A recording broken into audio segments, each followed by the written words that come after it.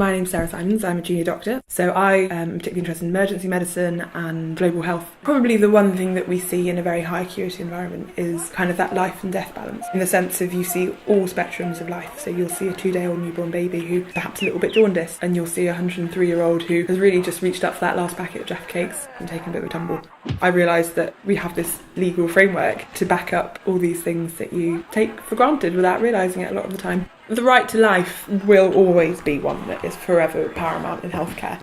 People will have different needs and they'll have different requirements, so what's relevant to one person won't be relevant to another person.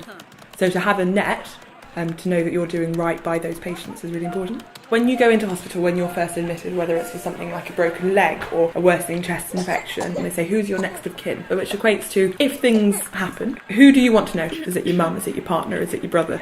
And that's completely respecting your right to privacy, and that's your family, and that's you being empowered to have that responsibility for your own decision in that respect. And that's done at the door, so it doesn't matter how things go further down the line, that's first and foremost. Equally, you're asked about your religion, you're asked about your dietary requirements, if there's anything in particular to know about.